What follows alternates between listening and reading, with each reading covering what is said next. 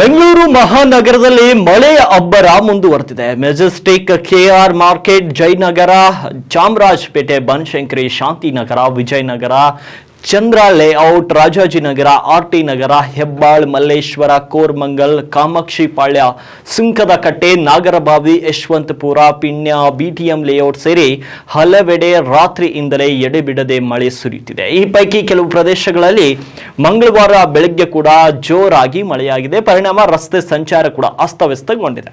ಬೆಂಗಳೂರಿನ ಕೆಲವು ಪ್ರದೇಶಗಳಲ್ಲಿ ರಸ್ತೆಗಳು ಜಲಾವೃತಗೊಂಡಿದ್ರೆ ಇನ್ನು ಹಲವು ಕಡೆ ಮರಗಳು ಬಿದ್ದು ಸಂಚಾರಕ್ಕೆ ಅಡೆತಡೆಯಾಗಿದೆ. ಹಲವು ರಸ್ತೆಗಳಲ್ಲಿ ನಿಧಾನಗತಿಯ ಸಂಚಾರ ಇದೆ. ಈ ಬಗ್ಗೆ ಬೆಂಗಳೂರು ಸಂಚಾರ ಪೊಲೀಸರು ಮಾಹಿತಿಯನ್ನ ನೀಡಿದ್ದಾರೆ. ಪುಟ್ಟೇನಹಳ್ಳಿ ಮುಖ್ಯ ರಸ್ತೆ ಕಡೆಯಿಂದ ಕೊತ್ತನೂರು ದಿನ್ನೆ ಜಂಕ್ಷನ್ ಕಡೆಗೆ ಹಾಗೂ ಹೊಸಗುಡ್ಡದಹಳ್ಳಿ ಜಂಕ್ಷನ್ ಕಡೆಯಿಂದ ಮೈಸೂರು ರಸ್ತೆ ಟೋಲ್ಗೆ ಕಡೆಗೆ ಮಳೆ ನೀರು ನಿಂತಿರೋದ್ರಿಂದ ನಿಧಾನಗತಿಯ ಸಂಚಾರವಿರುತ್ತದೆ ಅಂತ ಟ್ರಾಫಿಕ್ ಪೊಲೀಸರು ಮಾಹಿತಿಯನ್ನ ನೀಡಿದ್ದಾರೆ.